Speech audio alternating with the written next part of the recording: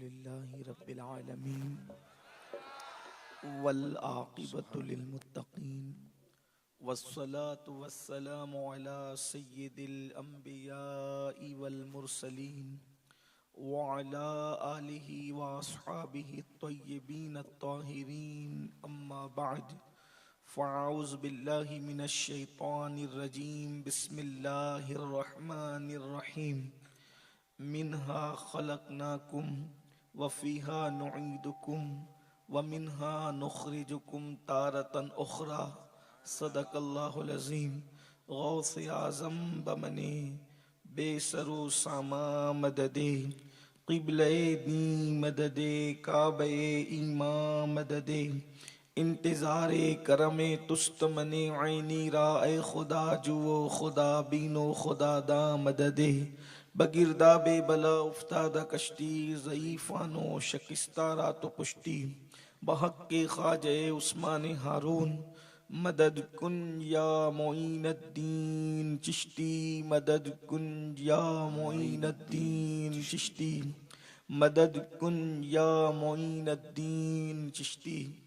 ممبر پر رونق افروز پیر طریقت سید دادا باپو صاحب قبلہ مدظ اللہ العالی، پیر طریقت برادر ذی قدر برادر اکبر جناب پیر سید یاسین باپو قادری، سبحان اللہ، برادر عزیز سید وجی الدین صاحب قادری برکاتی، برادر ذی قدر پیر سید نظام باپو اور عالمی شہرت یافتہ ثنا خان رسول برادر ذی قدر جناب عبد القادر باپو نقیب محفل، برادر ذی قدر جناب سید سہیل باپو و جمیع عرش مقام سادات کرام علماء ذوی الاحترام حاضرین محفل پردہ نشین ماؤں اور بہنوں، السلام علیکم ورحمۃ اللہ وبرکاتہ.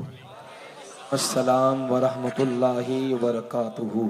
انتہائی احترام و عقیدت کے ساتھ اپنے اور ساری کائنات کی مرکز عقیدت انیس بے کساں چارہ ساز درد منداں، ہم غریبوں کے غمگسار، ہم فقیروں کی ثروت، شہر یار ارم تاجدار حرم نو بہار شفاعت، شب اسرا کے دولہا نوشے بزم جنت، دانائے سبل مولائے کل ختم الرسل، خسرو خوباں سیاح لامکاں وجہ کن فکاں، در اللہ المکنون سر اللہ المخزون عالم ما کانا وما یکون، آب و گل انبیاء جانو دل اصفیاء، مطلع ہر سعادت مقطع ہر سیادت، خلاصہ کائنات فخر موجودات، حضور احمد مجتبی محمد مصطفیٰ، ارواحنا فدا صلی اللہ تعالی علیہ وآلہ وصحبہ وبارک وسلم کی بارگاہ بے کس پناہ میں جس طریقے سے پڑھاؤں بلند آواز سے میرے ساتھ مل کر پڑھیں. الصلاة والسلام علیک یا رسول اللہ، الصلاۃ والسلام علیک یا رسول اللہ، الصلاة والسلام علیک یا نبی اللہ، الصلاۃ والسلام علیک یا نبی اللہ، الصلاة والسلام علیک یا حبیب اللہ، الصلاۃ والسلام علیک یا حبیب اللہ، وعلی آلک و اصحابک یا نور اللہ، وعلی آلک و اصحابک یا نور اللہ، صلی اللہ تعالی علیہ وسلم. صلی اللہ تعالی علیہ وسلم. راہ پرخار ہے کیا ہونا ہے، راہ پرخار ہے کیا ہونا ہے، پاؤں افگار ہے کیا ہونا ہے، تیرے بیمار کو میرے عیسیٰ غش لگاتار ہے کیا ہونا ہے، دور جانا ہے رہا دن تھوڑا کوچ تیار ہے کیا ہونا ہے، دل ہمیں تم سے لگانا ہی نہ تھا اب سفر بار ہے کیا ہونا ہے کل وہاں دید کا دن، اور یہاں آنکھ بیکار ہے، کیا ہونا ہے اور کیوں رضا کڑتے ہو ہنستے اٹھو، کیوں رضا کڑتے ہو ہنستے اٹھو، جب وہ غفار ہے کیا ہونا ہے، جب وہ غفار ہے کیا ہونا ہے۔ آج کی یہ محفل ایصال ثواب کے حوالے سے جناب محمد اسماعیل صاحب کی والدہ مرحومہ، جن کے بارے میں مجھے میرے بھائی یاسین باپو نے بتایا کہ اس خاتون کی یہ تمنا تھی کہ ان کی موجودگی میں ایک مرتبہ آپ کے علاقے میں میرا بیان ہو جائے، لیکن ایسے حالات نہیں بن سکے، ہم تاریخ نہیں دے سکے اور ان کا انتقال ہو گیا۔ تو مجھے بتایا گیا کہ اب ان کے ایصال ثواب کے لیے آج یہ محفل منعقد کی گئی ہے۔ اسی مناسبت سے میں نے قرآن مقدس کی آیات مبارکہ تلاوت کرنے کا شرف حاصل کیا ہے۔ آج میں آپ کے سامنے چونکہ ایصال ثواب اور برسی کی محفل ہے تو اسی حوالے سے کچھ معروضات پیش کرنے کی سعادت حاصل کروں گا۔ بڑی کڑاکے کی سردی ہے، کھیت میں سب لوگ بیٹھے ہوئے ہیں اور مجھے بہت دیر سے آپ بیٹھے ہیں اس کا بھی احساس ہے، لیکن عنوان کی اپنی نزاکتیں بھی ہیں، مگر کچھ دیر آپ کی خدمت میں کچھ معروضات پیش کرنے کا شرف حاصل کرنا چاہتا ہوں۔ میرے پیارے آقا صلی اللہ علیہ وسلم کے پیارے دیوانوں، ہم زمین کے اوپر آئے ہیں، ہم دنیا کے اندر آئے ہیں، ہم پیدا کیے گئے ہیں اور ہماری پیدائش کسی مقصد کے لیے ہے۔ اللہ تبارک و تعالیٰ نے قرآن میں بیان کر دیا انسان کی حقیقت کو، انسان کی پیدائش کو، انسان کی موت کو، انسان مرنے کے بعد اٹھایا جائے گا، تینوں مراحل کو قرآن نے بیان کیا ہے۔ قرآن کہتا ہے منہا خلقناکم، اسی مٹی سے تمہیں پیدا کیا گیا ہے۔ اے انسان اپنی دولت پر ناز نہ کرنا، اے انسان اپنے حسن پر ناز نہ کرنا، اے انسان اپنے ہنر پر ناز نہ کرنا، اے انسان کسی چیز پر گھمنڈ اور غرور نہ کرنا، اس لیے کہ انسان کیا ہے؟ اللہ اکبر، کہنے والے نے کہا ہے اگر گھٹے تو فقط مشت خاک ہے انسان، اگر گھٹے تو فقط مشت خاک ہے انسان، اور اگر بڑے تو وسعت کونین میں سما نہ سکے، بڑے تو وسعت کونین میں سما نہ سکے۔ انسان اگر بدکاری کرے، انسان اگر گناہ کرے، انسان اگر جرائم کرے، انسان اگر اللہ کی نافرمانی کرے تو فقط مشت خاک ہو جاتا ہے اور جانوروں سے بدتر ہو جاتا ہے، اور اگر نیکیاں کر کے اللہ کو راضی کر لے تو پھر وہ فرشتوں سے بہتر ہو جایا کرتا ہے۔ میرے آقا علیہ السلام کے پیارے دیوانوں، مٹی کے اس پتلے کو، مٹی کے اس مجسمے کو جو شان ملتی ہے وہ خدا کی رضا کی وجہ سے ملتی ہے۔ قرآن کہتا ہے اسی مٹی سے تجھے پیدا کیا گیا ہے۔ یہ دعا ہم اس وقت پڑھتے ہیں، ان آیات کو بطور دعا اس وقت پڑھتے ہیں جب ہم کسی کی قبر پر مٹی ڈالتے ہیں۔ اللہ اکبر۔ پھر قرآن کہتا ہے وَفِيهَا نُعِيدُكُمْ، تمہیں مٹی سے پیدا کیا اور پھر تمہیں مٹی میں ملا دیں گے۔ کہاں انسان، مٹی سے پیدا ہونے والے انسان، تو اپنے خوبصورت مکانوں پر گھمنڈ اور غرور کر رہا ہے، تو اپنی ڈگریوں پہ گھمنڈ اور غرور کر رہا ہے، جبکہ اللہ کا قرآن پکار پکار کر کہہ رہا ہے اسی مٹی سے تجھے پیدا کیا اور پھر دوبارہ اسی مٹی میں تجھے ملا دیں گے، یعنی مٹی سے اٹھا ہے اور مٹی ہی میں انسان کو مل جانا ہے۔ اور پھر قرآن کہتا ہے وَمِنْهَا نُخْرِجُكُمْ تَارَةً أُخْرَى، پھر اسی مٹی سے تمہیں نکالا جائے گا، یعنی پھر تمہیں اٹھایا جائے گا۔ اللہ اکبر۔ آئیے اب ان مراحل کو میں آپ کے سامنے پیش کروں۔ میرے آقا صلی اللہ علیہ وآلہ وسلم کے دیوانوں، اس دنیا سے رخصت ہونا ہے۔ دنیا سرائے فانی ہے، دنیا ہمیشہ رہنے کی جگہ نہیں ہے، ایک دن موت ہے، موت۔ ابھی جو جس خاتون کے اصال ثواب کے لیے محفل ہے وہ بھی انتقال کر چکی، ان سے پہلے اور بھی مرے، ان سے پہلے اوروں کو بھی موت آئی، اور بعد میں اور بھی مرتے رہیں گے۔ ایک دن مجھے اور آپ کو بھی مرنا ہے، لیکن ہمیں نہیں پتا موت کب آئے گی، موت کس وقت آئے گی۔ موت کی تلوار ہمارے سروں پہ لٹک رہی ہے۔ یاد رکھنا، آج ہم بڑے بڑے القابات پر غرور کر رہے ہیں، آج ہم اپنی دولت پر گھمنڈ کر رہے ہیں، آج ہم اپنے حسن پہ گھمنڈ کر رہے ہیں، آخرت کو بھول چکے ہیں، قبر کو بھول چکے ہیں۔ کتنے لوگ ہیں جنہیں قبر یاد آتی ہیں؟ میری مائیں اور بہنیں بھی سامنے موجود ہیں۔ اللہ اکبر، نہ عبادت کا شوق آج لوگوں میں ہے، نہ نماز کے لیے وقت ہے، نہ اللہ کے ذکر کے لیے وقت ہے، نہ قبر کی تاریکی کو دور کرنے کے لیے وقت ہے، نہ خدا کو راضی کرنے کے لیے وقت ہے۔ یاد رکھنا، دنیا کی رنگ ریلیوں میں ڈوبنے والوں، دنیا کی رنگ ریلیوں میں اپنے آپ کو ڈبا دینے والوں، دنیا کی رنگ ریلیوں میں گم ہو جانے والوں، قرآن کہتا ہے الہاکم التکاثر حتی زرتم المقابر، ہلاک کر دیا تم کو مال کی محبت نے، یہاں تک کہ تم موت کے منہ میں پہنچ گئے، تم قبر کے کنارے پہنچ گئے۔ اللہ اکبر، میرا مال، میرا مال، میرا مال، مال کی محبت میں اتنے ڈوب گئے، انسان مال کی محبت میں اتنا ڈوب گیا، چوری سے بھی مال کما رہا ہے، زنا سے بھی مال کما رہا ہے، جسم بیچ کر مال کمایا جا رہا ہے، جوا کھیل کے مال کمایا جا رہا ہے، حرام کما کے مال کمایا جا رہا ہے۔ مجھے بتاؤ تو صحیح، دنیا میں کتنے ڈوب گئے، لیکن ان کا عبرتناک انجام دیکھو۔ فرعون اس سرزمین پر سینکڑوں سال اس نے جو ہے وہ بادشاہت کی، لیکن آج اس کو نہ قبر ہے۔ ایگو بند کر دو، میں کوئی نعت خوانی نہیں کر رہا، اس کو نارمل چھوڑ دو۔ سب لوگ درود شریف پڑھ لیں۔ اللہم صلی علی سید، ایک بار درود شریف پڑھیں آپ۔ اللہ رب محمد صلی اللہ علیہ وسلم، نحن عباد محمد صلی اللہ علیہ وسلم۔ ایکو کی ضرورت نعت خوانی کے وقت تو ہوتی ہے، اور بس میرے لیے اتنا کافی ہے کہ میری آواز جتنے لوگ بیٹھے کھڑے ان تک پہنچ جائے، اتنا کافی، اس کو اسی حال پر چھوڑیں۔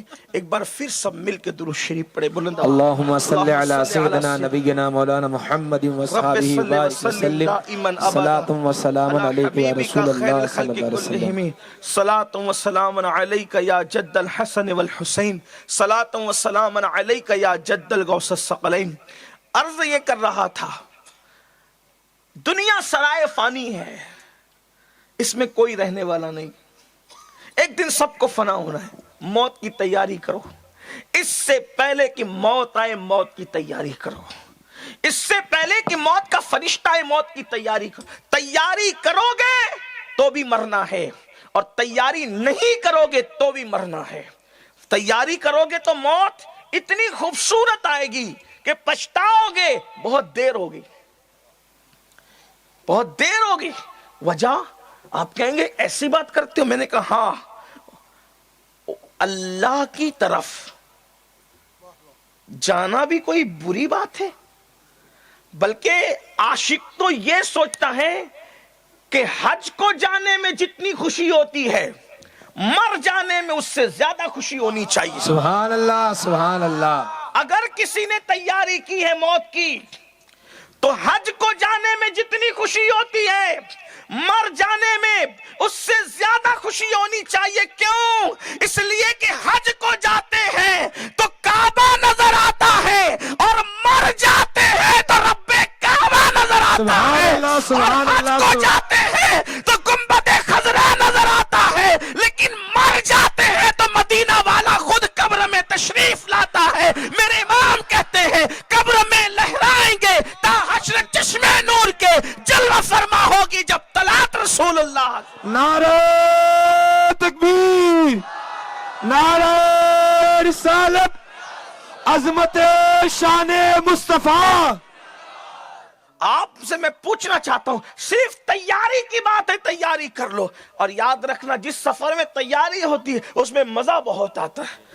جس سفر میں تیاری ہوتی ہے اس میں مزہ بہت آتا ہے. مثال کے طور پر گاڑی بہترین ہو، توشہ سفر ہو، اچھے ساتھی ہو، اچھی سنگت ہو، ڈرائیور اچھا ہو، کھانے پینے کی چیزیں ہیں، رکنے اٹھنے بیٹھنے کا انتظام اچھا ہے، تو سفر میں ایسا مزہ آتا ہے کہ آدمی گھر بھول جاتا ہے. لیکن انتظام ہی کچھ نہیں ہے، نہ گاڑی ہے، نہ ساتھی ہے، نہ سنگت ہے، کچھ بھی نہیں ہے. تو آپ بتائیں کس گاڑی کو ہاتھ دیں گے، کہاں بیٹھیں گے، کہاں اتریں گے، کون بازو میں بیٹھے گا؟ بولو مسائل ہوتے کہ نہیں؟ ارے نادان، اگر اپنے گھر سے 100 کلومیٹر جانا ہے اور سفر کا انتظام نہ ہو تو اتنی تکلیفیں ہوتی ہے، اور مر کر کے تجھے جانا کہاں ہے؟ اللہ کی طرف جانا ہے، اللہ کی طرف پلٹنا ہے. اس کے لیے کیا تیاری کی؟ اللہ کے رسول علیہ الصلوۃ والتسلیم نے توجہ فرمائے، یہ میری بات کا برا نہیں ماننا، میں سچی بات آپ کے سامنے کر رہا ہوں. اللہ کے رسول علیہ السلام نے اپنے گھر والوں کو جنہیں ہم اہل بیت کہتے ہیں، اپنے خاندان والوں کو جنہیں اہل بیت کہتے ہیں،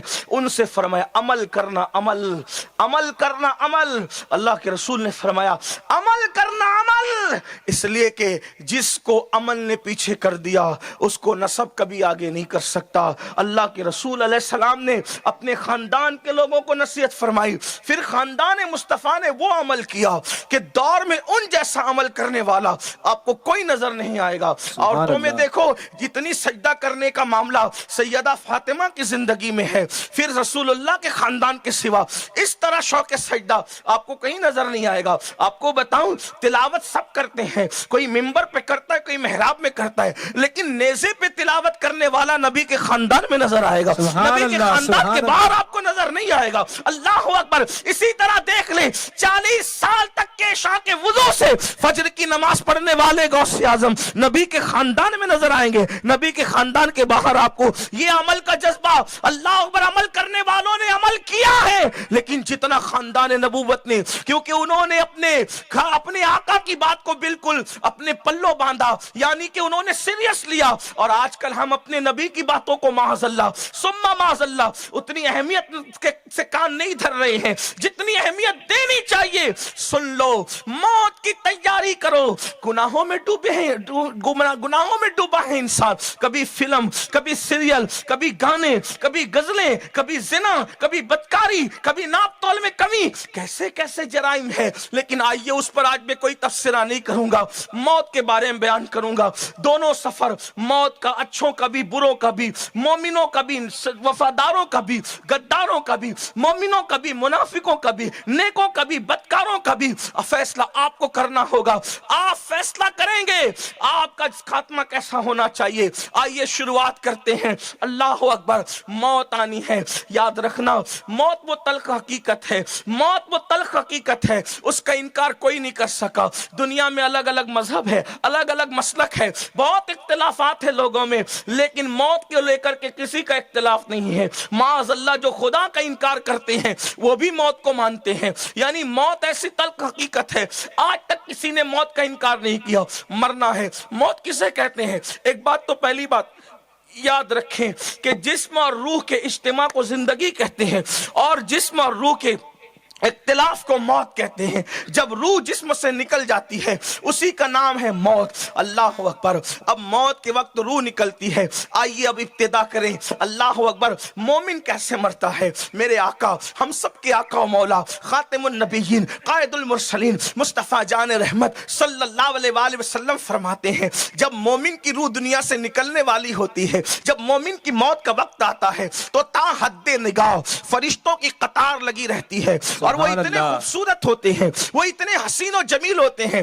ان کے حسین و جمیل چہرے اور خوشبو سے اللہ اکبر ایک عالم معطر ہوتا ہے، خوشبو سے ماحول معطر ہوتا ہے، اور جنت کا کفن لایا جاتا ہے اور جنت کا کفن آتا ہے. اللہ اللہ. وہ مومن اس وقت اتنا خوش ہوتا ہے اور وہ جلدی کرتا ہے کہ جلدی کیا جائے، اس لیے کہ وہ سوچتا ہے ابھی گئے نہیں دنیا سے، ابھی تو شروعات ہے، ابھی تو ابتدا ہے. اللہ اکبر. اتنے حسن والوں کی قطاریں ہیں اور جنت کی خوشبو ہے، جنت کا کفن ہے. اور پھر حضرت ملک الموت جنہیں ہم حضرت اسرائیل علیہ السلام کہتے ہیں، اللہ اکبر، وہ موت کا فرشتہ روح نکالتا ہے. تو میرے آقا نے 3 تمثیلیں پیش کی ہے، وہاں تو بہت ساری مثالیں، لیکن 3 باتیں پیش کی ہے. مومن کو کیسے موت آتی ہے. مومن بنو مومن. مومن. اور مومن کون ہے؟ بہت سی چیزیں بتائی گئی. ایک مرتبہ فرمایا جو اپنے لیے پسند کرتے ہو وہی اپنے بھائی کے لیے جب تک پسند نہیں کرو گے اس وقت تک مومن نہیں ہو سکتے. مطلب کیا؟ اب یہ بہت کمال ایمان کی بات آ رہی ہے. یعنی کہ میں پسند کرتا ہوں کہ کوئی میری غیبت نہ کرے تو میں کسی کی غیبت نہ کروں. میں چاہتا ہوں کہ میرا آنگن صاف رہے تو میں کسی کے آنگن میں گندگی نہ ڈالوں. میں چاہتا ہوں کہ مجھے ترقی ملے تو میں دوسروں کی بھی ترقی کا سوچوں. میں چاہتا ہوں کہ مجھے اچھا کھانا ملے تو میں دوسروں کو بھی اچھا کھانے کا سوچوں. میں چاہتا ہوں کہ مجھے اچھا کپڑا ملے تو میں دوسروں کو بھی اچھے کپڑے کا سوچوں. مطلب کیا ہے؟ صرف تسبیح اور مصلی مومن نہیں بناتے بلکہ فرمایا جب تک جو چیز تو اپنے لیے پسند کرتا ہے وہی دوسرے کے لیے پسند نہ کرے اس وقت تک تو مومن نہیں ہوگا. اللہ اکبر. اور ایک مقام پر اللہ کے رسول صلی اللہ علیہ وآلہ وسلم نے ارشاد فرمایا. آقا ارشاد فرماتے ہیں جب تک تیری زبان سے اور تیرے ہاتھ سے دوسرے لوگ محفوظ نہ رہے اس وقت تک تو مومن نہیں ہو سکتا. اور پھر فرمایا جب تک کہ تیرے دل میں اتنا عشق پیدا نہ ہو جائے اپنے نبی کا کہ اپنی اولاد سے زیادہ، اپنے ماں باپ سے زیادہ اور تمام لوگوں سے زیادہ جب تک تو آمنہ کے لال سے پیار نہ کرے اس وقت تک تو مومن نہیں ہو سکتا. اللہ اکبر. یعنی مومن بنو. مومن کی بہت تعریفیں آئی ہے کمال ایمان کے حوالے سے لیکن اس کے لیے وقت نہیں ہے. جلدی جلدی بات آگے بڑھانا ہے. اگر وقت میں برکت اور گنجائش رہی تو انشاءاللہ میدان محشر تک کے چند حالات اشارے میں کچھ آپ کے سامنے پیش کریں گے تاکہ یقین پیدا ہو ہمیں جانا کہاں ہے اور اس کی تیاری کا جذبہ پیدا ہو. تو بہرحال آقا فرماتے ہیں مومن جب مرتا ہے، کون مومن اب سمجھ لیے؟ یعنی اپنی آقا سے عشق کرنے والا، حضور سے محبت کرنے والا، حضور سے وفا کرنے والا. مومن کون مومن؟ یعنی جو دوسروں کا بھلا چاہتا ہے. مومن کون مومن؟ اللہ اکبر اللہ اکبر. جو لوگوں کا خیال کرتا ہے. مومن کون مومن؟ جس کے ہاتھ اور زبان سے دوسرے محفوظ رہتے ہیں. ایسا مومن دنیا سے جاتا ہے. تو آقا فرماتے ہیں جیسے مشکیزہ بھرا ہوا باندھ دیا جائے، دیکھو مومن کی موت، جیسے مشکیزہ بھرا ہوا باندھ دیا جائے اور اس سے قطرے قطرے پانی ٹپکتا ہے اور کسی کو خیال ہوتا ہے کیسے ٹپک رہا ہے، ہلکا سا پانی ٹپکتا ہے. آقا فرماتے ہیں جیسے مشکیزے سے پانی ٹپکتا ہے ویسے مومن کی روح نکل جاتی.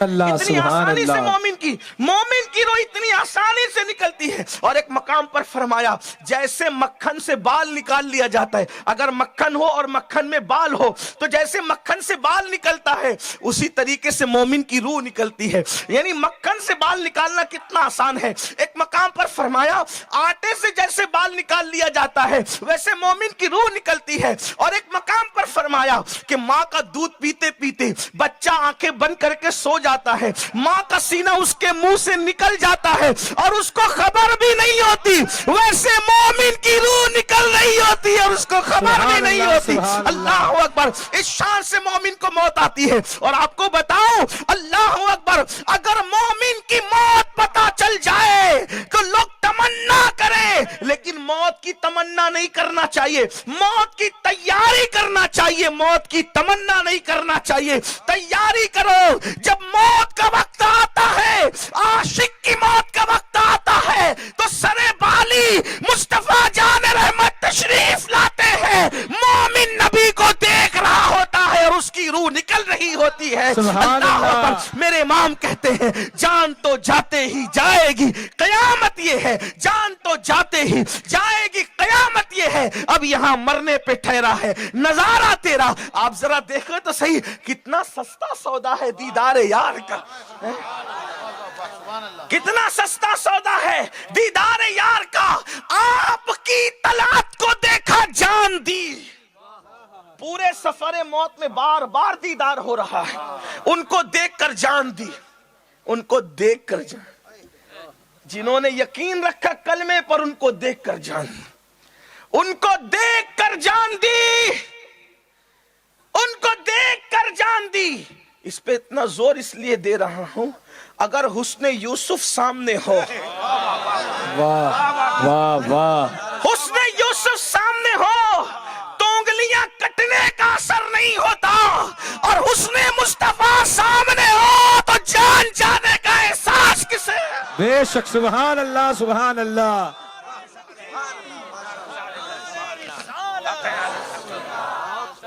اب آپ کہیں گے یہ حسن یوسف اور حسن مصطفیٰ کیا ہے؟ اگر آپ اجازت دیں، حالانکہ آج کا عنوان یہ نہیں ہے، لیکن یہ تو زندگی کا عنوان، سبحان اللہ سبحان اللہ. کوئی بھی ہو، عنوان کوئی بھی ہو، جب تک یار کا ذکر نہ ہے تو محفلیں کس کام کی؟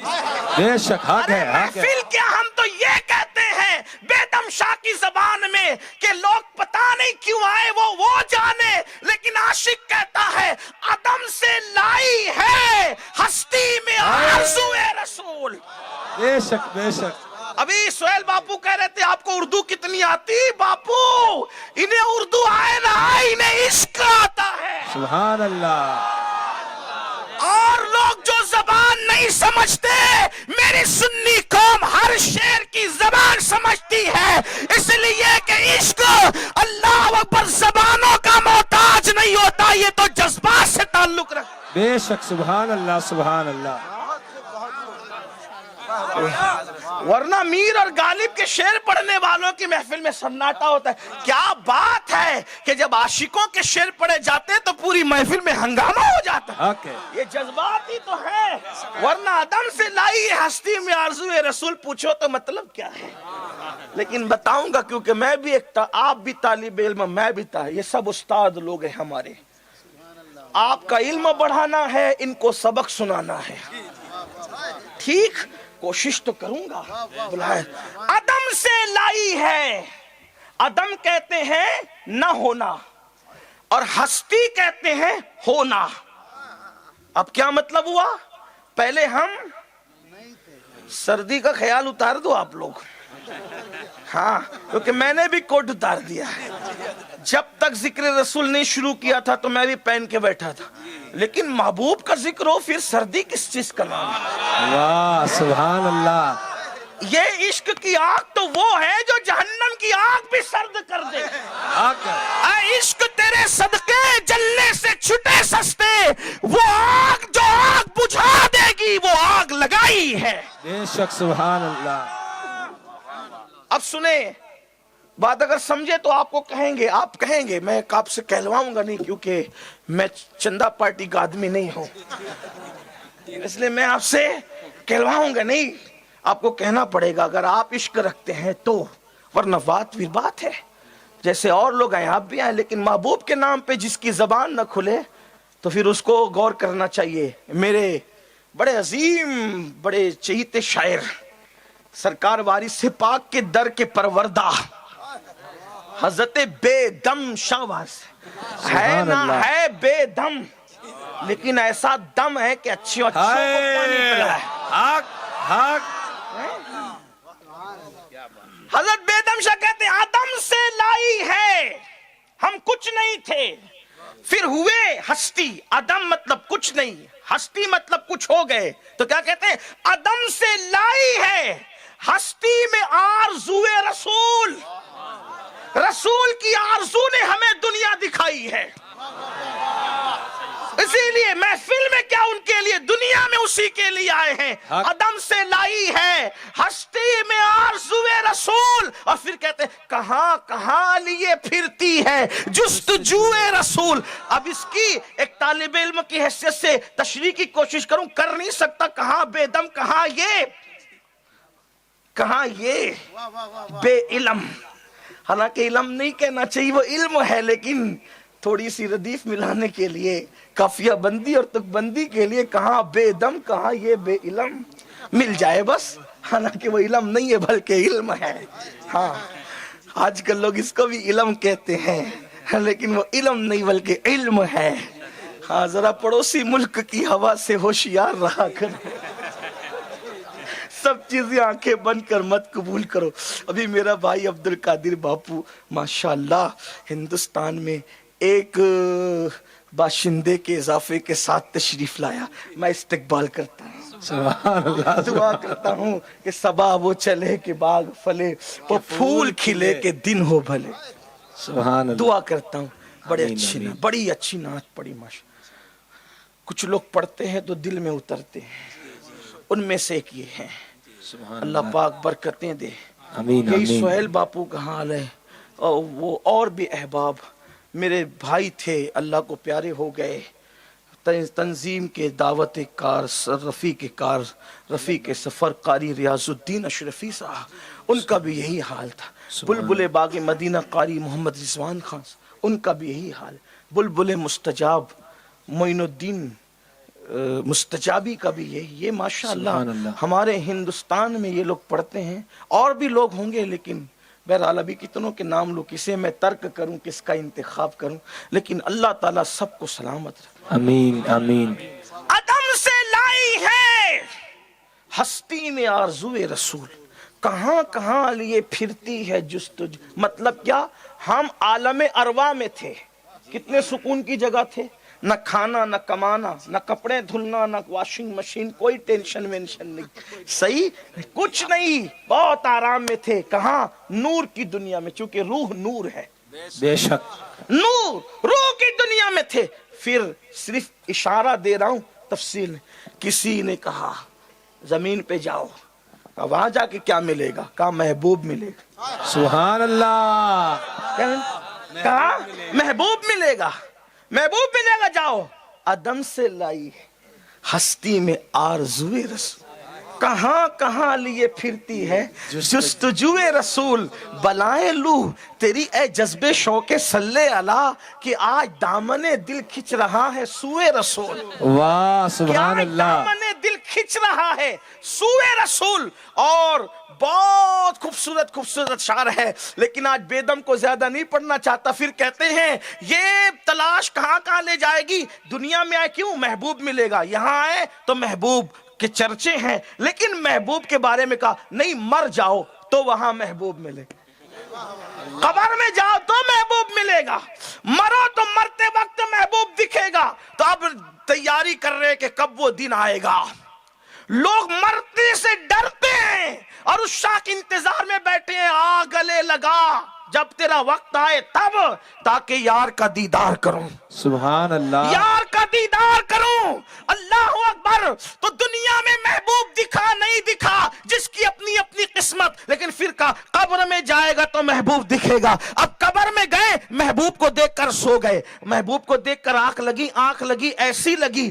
سب کے لیے کوئی قبر 500 سال، 1000 سال، 2000 سال، 5000 سال. لیکن عاشق جس نے یار کا جلوہ دیکھا، اس کے لیے قبر اتنی مختصر ہے جیسے عشاء پڑھ کے سویا تھا اور فجر کے وقت تو بیدار ہو گیا. اللہ اکبر. یعنی کہ قبر کا یہ حال ہے. لوگ کہتے ہیں مولانا اتنا سوئیں گے کیسے، تھک جائیں گے سوتے سوتے. میں نے کہا نادان کروٹ بھی بدلنے کا وقت نہیں ملے گا، اور صبح قیامت ہوگی. ان کے عشق میں مر کے تو دیکھ، ان کے عشق میں موت پا کر تو دیکھ. لیکن جب قبر میں مر کے سوئیں گے، ان کے عشق میں، ان کے دیدار کے تصور اور خیالات میں، وہ فرشتے اٹھا کر کے کہیں گے جس کو دیکھ کر سویا تھا اب وہ محشر میں آیا ہے، ذرا چل ان کو دیکھنے کے لیے چل. تو پھر وہاں بھی جلدی ہوگی، چلو ذرا دیکھیں تو صحیح کہاں کہاں لیے پھرتی ہے جستجوئے رسول. اور حضرت نصیر الدین نصیری سے وہ کہتے ہیں قبر کی نیند سے اٹھنا کوئی آسان نہ تھا، قبر کی نیند سے اٹھنا کوئی آسان نہ تھا. ہم تو محشر میں انہیں دیکھنے آئے ہوئے ہیں. اور اس مضمون کو میرے امام اہل سنت کا امام عشق و محبت یہ کہتے ہیں زمین و زمان تمہارے لیے، مکین و مکان تمہارے لیے، چنین و چنا تمہارے لیے، بنے دو جہاں تمہارے لیے، دہن میں زبان تمہارے لیے، دہن میں زبان تمہارے لیے، دہن میں زبان تمہارے لیے، دہن میں زبان تمہارے لیے، بدن میں ہے جان تمہارے لیے، ہمارے یہاں تمہارے لیے، اٹھے بھی وہاں. تمہارے سبا لیے، وہ چلے کہ باغ پھلے، وہ پھول کھلے کہ دنوں بھلے، لوا کے تلے سنا میں کھلے، ہماری زبان تمہارے لیے. سبحان اللہ سبحان اللہ. یا رسول اللہ. آپ کی طلعت کو دیکھا جان دی، قبر میں پہنچا تو دیکھا آپ ہے. سبحان اللہ. میں نے ایک بات کہی آپ کے سامنے، توجہ ہے آپ کی. حضور کو دیکھا اور جان دی. یوسف علیہ السلام کو دیکھا تو انگلیاں کٹنے کا احساس نہیں ہوا. میں واقعہ نہیں بیان کروں گا، کئی بار بیان کر چکا، انگلیاں کٹی کیسے، کیا ہوا، سب آپ کو پتا ہے. لیکن دونوں میں فرق کیا ہے؟ حسن یوسف اور حسن مصطفیٰ. امام المتکلمین علامہ نقی علی خان ایک حدیث لکھتے ہیں، توجہ کرنا. ایک مرتبہ ام المومنین سیدہ عائشہ صدیقہ نے پوچھا یا رسول اللہ، آپ کے حسن میں اور حسن یوسف میں فرق کیا ہے؟ توجہ ہے آپ کی؟ آپ کے حسن میں تھوڑا سردی کا خیال ہے، اس لیے بار بار پوچھ رہا ہوں کہ توجہ ہے آپ کی؟ اور تھوڑی بات عشق کی ہے تو تھوڑی سی مشکل بھی ہے، لیکن جذبات آپ کے ہیں تو سمجھ میں آئے گی۔ آپ کے حسن میں اور حسن یوسف میں فرق کیا ہے؟ تو حضور علیہ السلام کا جواب سنو، مختلف موقع پہ مختلف جواب تھا، اس موقع پر جواب سنو۔ اب آقا فرماتے ہیں، توجہ کریں، فرماتے ہیں عائشہ، اب جو لوگ حساب جانتے ہیں وہ تھوڑی توجہ کریں، عائشہ اللہ نے اپنے نور سے میرا نور پیدا کیا، اللہ نے اپنے نور سے، جیسے چاہ اس کی جیسے شان ہے، اللہ نے اپنے نور سے میرا نور پیدا کیا، پھر میرے نور کے 10 حصے کیے۔ نور کے حصے نہیں ہوتے، یہ صرف سمجھانے کے لیے بات کر رہا ہوں۔ پھر میرے نور کے 10 حصے کیے، 9 الگ۔ حضور کے نور سے 10 حصے مانے مجازن، صرف سمجھانے کے لیے، تفہیم کے لیے، کوئی حقیقت کیفیت بیان ہو نہیں سکتی۔ میرے نور کے 10 حصے کیے۔ حساب والے توجہ کریں، حساب والے حساب، عشق والے عشق۔ آپ کے حسن اور یوسف علیہ السلام کے حسن میں کیا فرق ہے؟ عائشہ، اللہ نے اپنے نور سے میرا نور پیدا کیا، پھر میرے نور کے 10 حصے کیے، 9 الگ، 1 الگ، اس 1 سے 10 حصے کیے۔ سبحان اللہ۔ اس 1 سے 10 حصے کیے، اور اس 10 میں سے 1 میرے اپنے نور سے میرا نور، اس کے 10 حصے، اس 1 حصے میں سے 10 حصے، 10 حصے میں سے 1 حصے سے پوری کائنات کا حسن پیدا کیا۔ سبحان اللہ۔ پوری کائنات کا، کس سے؟ 10 سے 1، 1 سے 10، 10 سے 1، اس سے پوری کائنات کا حسن۔ کیا مطلب؟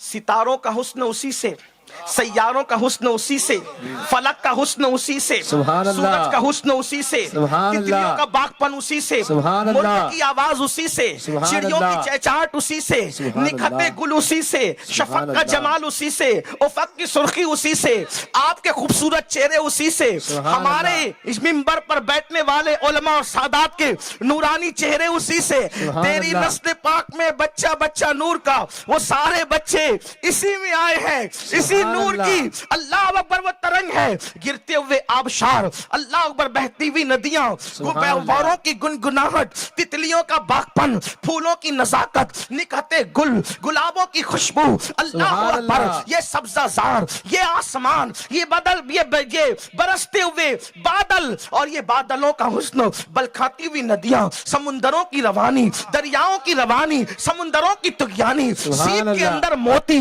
یہ سب کچھ کس میں؟ بلکہ اسی ایک میں جنت کا حسن و جمال بھی، جنت کا حسن و جمال بھی اسی کے اندر۔ اللہ اکبر، 1 حصے حسن کا یہ عالم ہے، اپنے نور سے میرا نور، میرے نور سے 10 حصے، 10 میں سے 1 سے 10 حصے، 10 میں سے 1 سے پوری کائنات کا حسن۔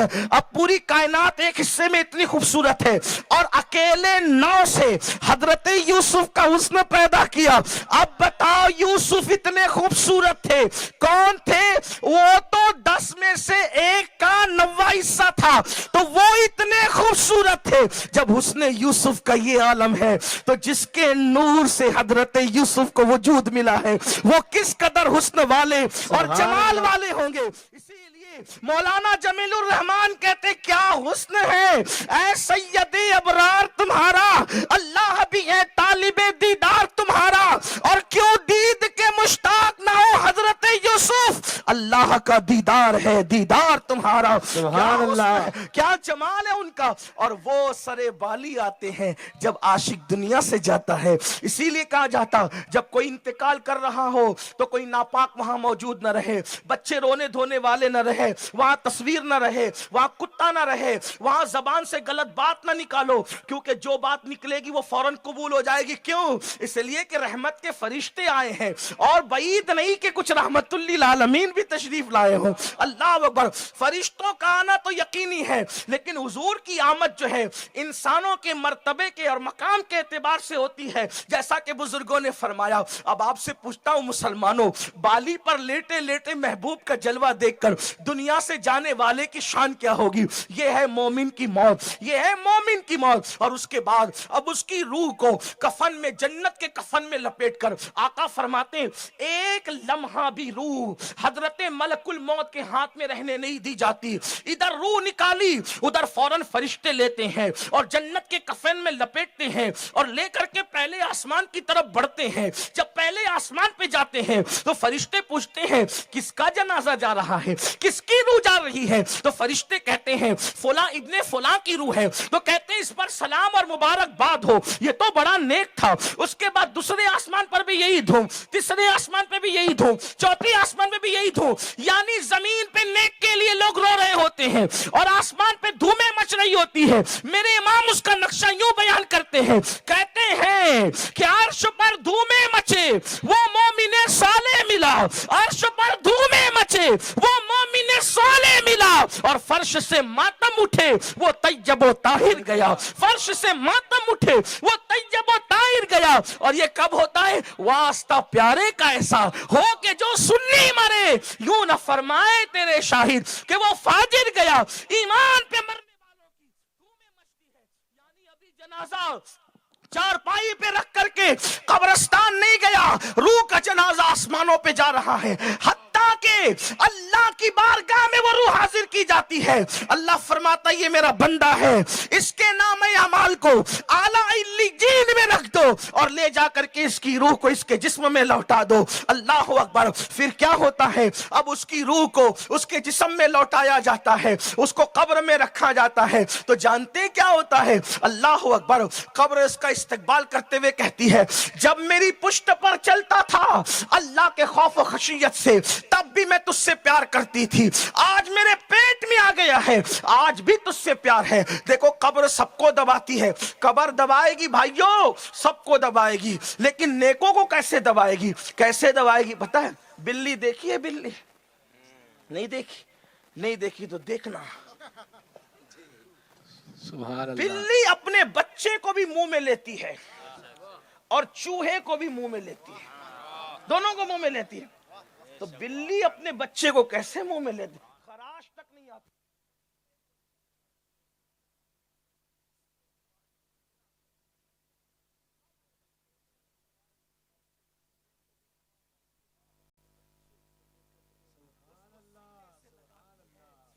اکبر. اور وہ لوگ جنہوں نے مسجدیں ویران کی ہوگی, جنہوں نے اللہ کی نافرمانی کی ہوگی, جنہوں نے عورتوں پہ پاپ کی نظریں ڈالی ہوگی, جنہوں نے ناپ تول میں کمی کی ہوگی, جنہوں نے ماں باپ کی حق تلفی کی ہوگی, جنہوں نے مسلمانوں کی حق تلفی کی ہوگی, وہ عورتیں جو بے پردہ گھومتی ہوگی, وہ لوگ جو چگل کھوری کرتے ہوں گے, وہ لوگ جو کھڑے ہو کے پیشاب کرتے ہوں گے, وہ لوگ جو پیشاب کے چھینٹوں سے نہیں بچتے ہوں گے, جب وہ قبر میں پہنچیں گے میرے آقا فرماتے ہیں قبر ایسے دباتی ہے کہ پسلیاں اس کی آپس میں ٹوٹ کر کے مل جاتی ہے. اللہ اکبر. اور جب مومن قبر میں جاتا ہے بڑا خوبصورت کوئی آتا ہے, نور ہی نور ہوتا ہے قبر میں, کم سے کم اتنا نور ہوتا ہے جیسا کہ سورج کا نور, کم سے کم اتنا نور ہوتا ہے جیسا کہ سورج کا نور, اور زیادہ سے زیادہ تو پھر اس کی حد ہی نہیں. اور پھر کیا ہوتا ہے؟ اللہ اکبر. کوئی نورانی چہرے والا کہتا ہے اب تو نے یہاں سکون سے رہنا, تو نے یہاں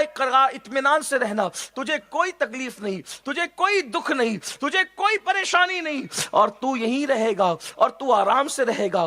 تو وہ میت پوچھتی تو کون ہے اے نورانی چہرے وال؟ کہا میں تیرا نیک عمل ہوں, تیرا نیک عمل, آج تجھے بشارت دینے کے لیے آیا ہوں. اور پھر میرے آقا فرماتے ہیں جنت کا بستر بچتا ہے. قبریں سب ایک جیسی نظر آتی ہے, قبریں ایک جیسی ہے, حالات اندر کے ایک جیسے نہیں ہیں. آپ کہیں گے یہ کیسے ہو سکتا ہے؟ آسان زبان میں سمجھاؤں. دیکھو 4 لوگ ایک ہی بستر پہ سوئے, 4 لوگ ایک ہی بستر پہ سوئے, ایک سو کے خواب دیکھ رہا ہے کہ میں بادشاہ بن گیا, میں تخت پہ بیٹھ گیا, میں کھانا کھا رہا ہوں. کتنی خوشی ہوگی اس کو, سکون سے سویا ہے لیکن اندر وہ خوش ہو رہا ہے نا. ایک خواب دیکھ رہے ڈاکو آئے, حملہ کیا, میرے ٹکڑے ٹکڑے کر دیے. کتنا گھبرا رہا ہوگا وہ اندر ہی اندر سو رہا سکون سے. یہ صرف میں نے سمجھانے کے لیے کہا. قبر کی ساری قبریں پرسکون ہیں, کسی کی کوئی قبر جہنم کے گڑھوں میں سے گڑھا ہے, اللہ اکبر. کوئی جنت کے باغوں میں سے باغ ہے, کوئی پہلی رات کی دلہن کی طرح سویا ہے, کوئی چیخ چلا رہا ہے. اگر قبروں کے حالات انسانوں کو پتہ چل جائے تو انسان ایسے پگھلنے لگے جیسے نمک پانی کے اندر پگھلنے لگتا ہے. عذاب قبر چھوٹی چھوٹی چیزوں کی وجہ سے بھی ہوتا ہے. اللہ کے رسول صلی اللہ علیہ وآلہ وسلم نے فرمایا جب اللہ سے دعا کیا کرو تو قبر کے عذاب سے اللہ کی پناہ مانگا کرو. قبر آخرت کی پہلی منزل ہے. اگر قبر کی پہلی منزل میں کامیاب ہے تو آخرت کامیاب ہے, اور پہلی منزل میں ناکام ہے تو پھر سب تباہ و برباد ہے. اللہ کے رسول صلی اللہ علیہ وآلہ وسلم فرماتے ہیں جب اللہ کے نافرمان اور منکر کو موت آتی ہے, موت تا حد نظر فرشتے ہوتے ہیں, لیکن ایسی ڈراؤنی شکل کے ہوتے ہیں, ایسی ڈراؤنی شکل کے, اور اس کے لیے کھردرا ٹاٹ لے کر آتے ہیں, اور انتہائی بدبو ہوتی ہے وہاں. اور وہ اس وقت تو سوچ رہا ہوتا ہے کہ میں نہ مروں, لیکن اس کی کب چلتی, اور اس طریقے سے اس کی روح کھینچی جاتی ہے. ایسا لگتا ہے جیسے سینے پر زمین اور آسمان سمیٹ کر رکھ دیے گئے. اتنی پیاس کی شدت ہوتی ہے کہ اگر 7 سمندروں کا پانی اس کے منہ میں اڈیل دیا جائے تو کوئی اس کی پیاس کو بجھا نہیں سکتا. اس کو اتنی بھوک مسلط کی جاتی ہے, اگر پہاڑوں کو کھانا بنا کر اس کے حلق میں اڈیل دیا جائے تو اس کی بھوک نہیں مٹ سکتی. اللہ اکبر. اور وہ تڑپ تڑپ کر کے مرتا ہے. ایک ایک جسم سے اس کی روح کھینچ کر نکالی جاتی ہے. روح نکلنا نہیں چاہتی کیونکہ وہ خبیث روح ہوتی ہے, اس کا خبیث پن ہوتا ہے. اللہ اکبر. اس نے خبیث اعمال کیے ہوتے ہیں, اور جب اس کی روح نکلتی ہے تو پھر فرشتے اس کو بدبودار ٹاٹ میں کھردرے ٹاٹ میں لپیٹ کر لے جاتے ہیں. اور جب پہلے آسمان کی طرف جاتے ہیں تو فرشتے کہتے ہیں یہ کون روح ہے, یہ تو خبیث روح ہے. اور اس کے بعد کہا جاتا ہے اس کو واپس لے جاؤ. اللہ اکبر. پھر اس کے نامہ اعمال کو سجین میں رکھ دیا جاتا ہے, اور پھر کہا جاتا ہے اس کی روح کو لوٹا دو. اس وقت کی حسرت کیا ہوتی ہے میرے بھائیوں. میں اپنی بہنوں سے بھی کہتا ہوں, لوگوں کے سامنے اچھے بننے کی بجائے اللہ کو منانے کی کوشش کرو, اس کو راضی کرنے کی کوشش کرو. ذرا سوچو تو صحیح, جب پیشاب کے چھینٹوں سے نہ بچنے کی وجہ سے عذاب قبر ہوتا ہے, عذاب قبر کن کن چیزوں کی وجہ سے ہوتا ہے تھوڑی اس کی وضاحت کر دوں, اور آگے ٹائم رہا تو ٹھیک ورنہ بات مکمل ہوگی. عذاب قبر سب سے پہلی چیز کس چیز سے عذاب ہوتا ہے, عذاب قبر ہوتا ہے. حضرت عبداللہ ابن عباس کے پاس کچھ لوگ آئے, اور آنے کے بعد کہا کہ حضرت ہم لوگ حج کے لیے آ رہے تھے, ایک بندے کا انتقال ہو گیا. حج کے راستے میں جس کا انتقال ہو کتنا خوش نصیب ہے وہ بندہ. ابن عباس سے کہتے ہیں اے ابن عباس ہم حج کے لیے آ رہے تھے, راستے میں ایک بندے کا انتقال ہو گیا. اچھا, پھر ہم نے قبر کھودی تو قبر کے اندر اژدہا نکلا, دوسری قبر کھودی اس میں بھی اژدہا نکلا, تیسری کھودی اس میں بھی اژدہا نکلا. اب ہم آپ کے پاس سے کیا کریں؟ فرمایا پوری روئے زمین کھود ڈالو تو بھی نکلے گا, چونکہ اس کے کرتوت ایسے تھے. مسلمانوں بھائی اور بہنوں غور کرو, سفر حج میں جا رہا ہے, کرتوت اچھے نہیں ہے تو قبر کا یہ حال ہے. کیا نیت سے فلم دیکھنے جاتے ہو, اگر اسی حالت میں موت آ گئی تو کیا حال ہوگا. کس ہمت اور طاقت کے ساتھ حجام کی کرسی پر بیٹھ کر کے داڑھی مڈاتے ہو, اگر اسی حالت میں موت آ گئی تو کیا حال ہوگا قبر میں. کسی عورت پر پاپ کی نظر ڈالتے ہو, کچھ لوگ تو زنا بھی کرتے ہیں, حالانکہ ایسے لوگ یہاں موجود نہیں ہوں گے انشاءاللہ, اللہ نے چاہا تو ایسے لوگ نہیں ہوں گے, لیکن اللہ کرے ان تک بات پہنچے. کچھ لوگ زنا کرتے ہیں, ڈر نہیں لگتا اگر اسی حالت میں موت آ گئی تو اللہ کو کیا منہ دکھاؤ گے, قبروں میں کیا ہوگا. کچھ لوگ کاروں میں گانے لگا کر کے سفر کرتے, ناچتے گاتے سفر کرتے, اسی حالت میں موت آ گئی قبر میں کیا حال ہوگا. اللہ اکبر. کچھ لوگوں کا حال یہ ہے سود کے دھندے کر رہے ہیں, حرام دھندے کر رہے ہیں, جوا کھیل رہے ہیں, اللہ اللہ, اور اسی حالت میں جو سود اور جوے کا پیسہ پیٹ میں بھرا ہوا ہے, اسی حالت میں موت آ گئی قبر میں کیا حال ہوگا. یاد رکھنا دنیا کے اندر کتنی چیٹنگ بازیاں کرنا ہو کر لو, دنیا تو دنیا ہے, یہاں تو ادنا کو آلہ, آلہ کو ادنا, گورے کو کالا, کالے کو گورا, یہاں تو چاپلوسیاں چلتی رہتی ہے. قبر میں کوئی چاپلوسی نہیں چلے گی, قبر میں کسی کی نہ دادا گیری چلے گی نہ کسی کی بابا گیری چلے گی, وہاں تو اعمال دیکھے جائیں گے. لایا کیا یہ بتا, کیا لایا یہ بتا, اس وقت کیا پیش کرو گے؟ کس ہمت سے کرتے ہو داڑھی, کس ہمت سے مڈاتے ہو, کس ہمت سے ایئر فون لگا کر گانے سنتے ہو, کس ہمت سے اللہ اکبر پا پر جرائم کرتے ہو. اللہ کے بندو وہ قبر ہے قبر, اللہ کے بندو وہ قبر ہے قبر. چھوٹی چھوٹی چیزوں پر بھی عذاب ہوا ہے, عذاب قبر. آپ جانتے حضرت عبداللہ ابن عباس نے فرمایا, کیا فرمایا, پوری روئے زمین کھود دو تب بھی یزدہ تم اسے کرتوت ایسے, تو دفن تو کر دیا, پھر مجبور تھے کیا کرتے. میں آپ کو کہتا ہوں, آپ سے کہتا ہوں, ہماری قبر کہاں ہوگی اس کی فکر چھوڑ دو. توجہ ہے آپ کی, ہماری قبر کہاں ہوگی اس کی فکر چھوڑ دو. اللہ راضی ہے یا نہیں اس کی فکر کرو, کیونکہ اگر اللہ راضی, توجہ کرنا, اللہ راضی ہے اور کچرے کی کنڈی کے پاس بھی قبر بن گئی, تب بھی وہ قبر جنت کے باغوں میں سے باغ بنا دی جائے. سبحان اللہ. اور اللہ ناراض ہے, محل میں قبر بنے گی پھر بھی گمنام ہو جائے گی. سن لیں آپ, امام حسین کی جب قبر بنی تھی, دفن کرنے والے بھی لوگ نہیں تھے. اٹھا کے پڑھ لو تاریخ, ارے وہاں تو کوئی جنازہ پڑھنے والا, پوچھو محققین علماء سادات بیٹھے, پوچھو. اتنا مجبور کیا گیا کہ خاندان کے لوگوں کو جنازہ تک پڑھنے نہیں دیا گیا. لاشیں اتنی کٹ پٹ کر کے ایک دوسرے میں جڑ گئی تھی کہ 3-4 لاشوں کے علاوہ لاشیں پہچانی بھی نہیں گئی. لیکن امام حسین کو یہ فکر نہیں تھی کہ میری قبر کہاں بنے گی, حسین کو یہ فکر تھی تو راضی ہے یا نہیں. سبحان اللہ سبحان اللہ. دیکھ لو, اس لیے میری گزارش ہے, قبروں کی جگہ سنبھال کر کے رکھنے والوں, یہاں بنائیں گے وہاں بنائیں. قبرستان میں بھی اب سیٹیا گیری چل رہی ہے, ہنسنے کی بات نہیں, قبرستان میں بھی دادا گیری چل رہی ہے. 4 قبروں کی جگہ میری, 6 قبروں کی جگہ میری. ارے نادانو, کیا کووڈ میں نہیں دیکھا تھے کہاں, دفن کہاں ہوئے, گھر سے نکلے پھر گھر کا منہ دیکھنا نصیب نہ ہوا. اس لیے قبروں کے لیے مرنے بعد, بلکہ قبروں کے لیے بھی جھگڑا ہو رہا ہے, اتنی جگہ ہماری ہوگی اتنی ہماری. پورے گاؤں والے لڑ رہے ہیں, جھگڑا کر رہے ہیں. ارے میں کہتا ہوں تمنا یہ کر میرے عزیز کہ محبوب کے قدموں میں جگہ میں, چھوڑ فکر دنیا کی,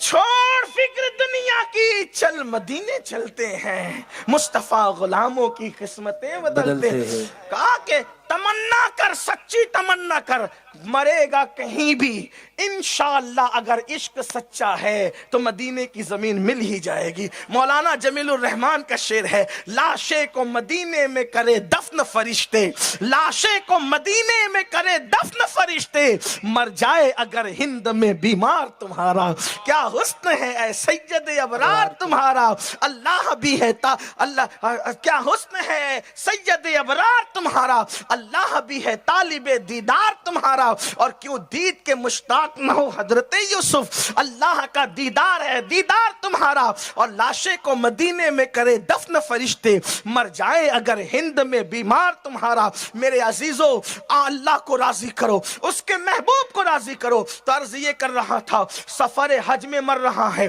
مرنے کے بعد اس کی قبر کھودی گئی تو جگہ جگہ ازدہے دیکھے گئے. لوگ اس کو کہانی قصہ سمجھتے ہیں, حقائق ہے, بڑے بڑے مستند علماء نے لکھا ہے. لیکن جب تدفین کے بعد اس کی بیوی سے کسی نے پوچھا, سچ بتانا تمہارے شوہر کو ہم نے اس حالت میں دیکھا, تو کہا ہاں وہ اصل میں گیہوں کا دھندا کرتا تھا, गेहूं का धंधा, बिजनेस करता था गेहूं का, और उसमें से अपनी जरूरत के मुताबिक गेहूं निकालता और उसमें भूसा मिलाकर मिलावट करके बेचता था। शायद उसी की नहुसत है कि कब्र में अजदहा देखा गया। दूध में मिलावट करने वालों, तेल में मिलावट करने वालों, घी में मिलावट कर, हमारा मजहब जब पीवर है तो आपको मिलावट करने की जरूरत क्या है? वाह वाह, सुभान अल्लाह। मिलावट का कोई तस्वुर ही नहीं है। हमारे फारूक आजम ने ऐलान किया था मदीना मुनव्वरा में कि दूध में पानी मिलाकर नहीं बेचा जाए।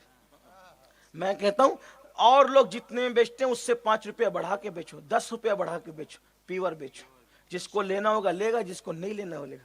अल्लाह के दीन पे डट के तो देखो, मेरा ईमान है इंसान ना खरीदने आएंगे, अल्लाह फरिश्तों को भेज देगा। सुभान अल्लाह। अल्लाह रज़ाक है, अल्लाह रज़ाक है। यकीन तो पैदा करो। बल्कि वो खूबसूरत सा वाक़या, आजकल औरतें बड़ी कमजोर हो गई, हालांकि पहले औरतें मजबूत थी, औरतें बड़ी मजबूत थी। एक मरतबा फारूक आजम ने कानून बनाया था मिलावट नहीं होगी, लेकिन जाहिर सी बात है वो उमर थे ना, पीवर तरबियत मिली थी, वो भी पीवर थे, उनका दीन भी पीवर था, और जिन्होंने तरबियत की थी वो सैयदुल अंबिया थे। सुभान अब अल्लाह। यहाँ तो चोर डाकू और पता नहीं कौन कौन इक्तिदार की कुर्सियों पे बैठे हुए हैं, इनमें खुद ही मिलावट है। अगर मुझे ख्याल ना होता मिंबर के तकद्दुस का तो मैं कहता कि कहां कहां मिलावट है, लेकिन नहीं कहूंगा क्योंकि मिंबर का एक तकद्दुस है। हाँ, बड़ी जिम्मेदारी की बात है, वरना लोगों की पैदाइश में भी मिलावट हो सकती है, लेकिन कहूंगा नहीं। क्यों? इसलिए कि जहां मिलावट है वहां सारे गफलेबाजियां हैं। कहां है, कौन है, मैं इस पे कोई तबसरा नहीं करता, लेकिन जहां प्योरिटी होगी तो वहां प्योरिटी होगी। फारूक आजम ने कानून बनाया मिलावट नहीं होगी, और कोई घूमते भी थे रात को कि कौन मिलावट कर रहा है, कौन क्या कर रहा है। अचानक देखा कि एक आवाज आती है, बूढ़ी कपकपी वाली आवाज, बिटिया। उस अरबी को मैं उर्दू में और उर्दू को भी फिर आपकी जबान में करके, जरा जल्दी से दूध में पानी मिला दो।